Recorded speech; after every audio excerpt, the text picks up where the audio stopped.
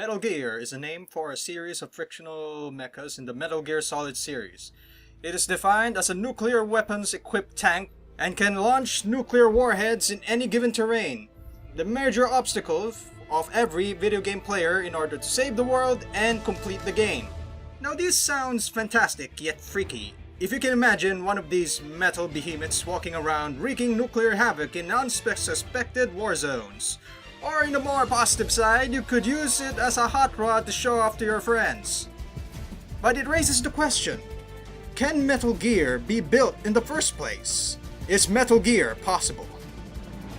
To further delve on this topic, let's go down with the specifics.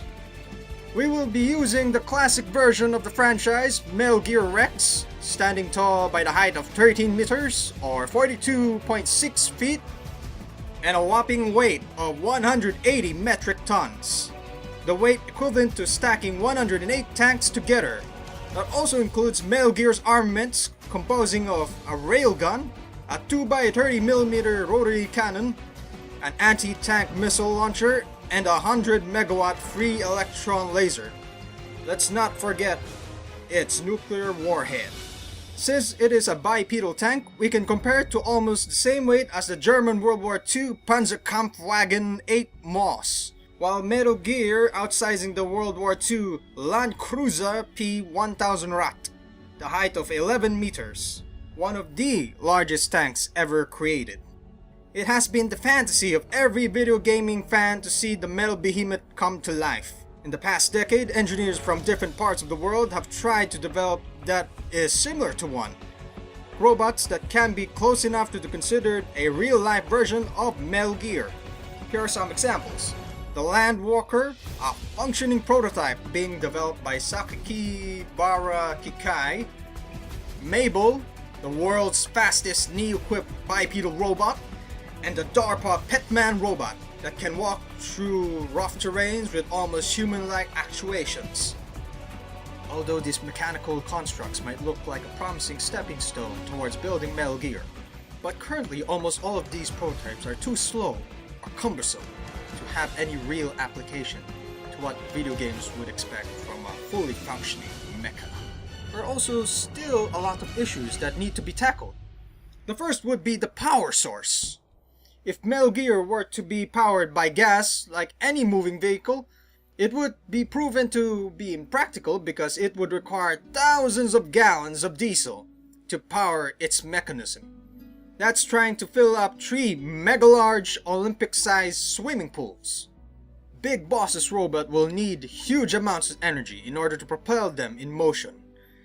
Not only should the power source be sufficient, it must also be compact and can be carried on board Metal Gear without looking like a hulking Energizer battery. Then, there's the issue on its armory. Any serious damage could impair its transformation devices, which would further impede its performance. Because let's face it, Metal Gear would be a pretty large target for almost anything. Unless they could find a light, tough material that could withstand anti-tank missiles, it will find its way towards the military's drawing board. Energy and armory is not only the issue that requires solving, there is also another issue on mobility. Metal Gear weighs over 100 tons, therefore its body should physically be able to support its own weight and the nuclear cargo. We don't want to see this mecha tipping over like an Imperial Walker from Star Wars. Also, it must be able to successfully perform nuclear launches. The sheer immense force of launching a nuclear missile from Metal Gear can have pretty big consequences. The force of its recoil could send it off to the ground, unless the big robot can position itself in a way that would avoid it from flying over. During my research, I was able to consult some experts on this matter.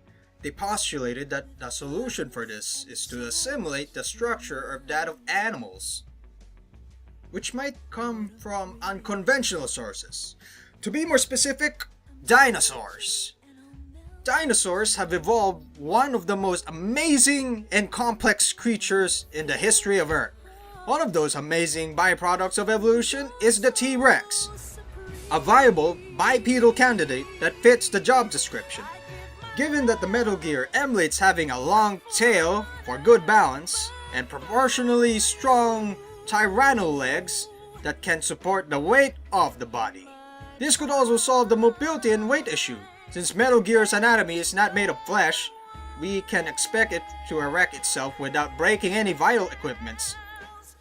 Though it will change a bit of our image of Metal Gear, but it might do well in the outside world. So maybe Metal Gear Solid may not be possible for present-day society. But don't lose hope. Many outlandish ideas that were once considered ridiculous in the past were turned out to be possible by the many brilliant minds of their time. Like the first flying vehicle flown by the Wright brothers, and the creation of the first fully functioning humanoid robot in the year 2000. Every year, robotics are coming up with newer and better innovations, and currently technology is accelerating at a rapid rate in any given age in recorded human history.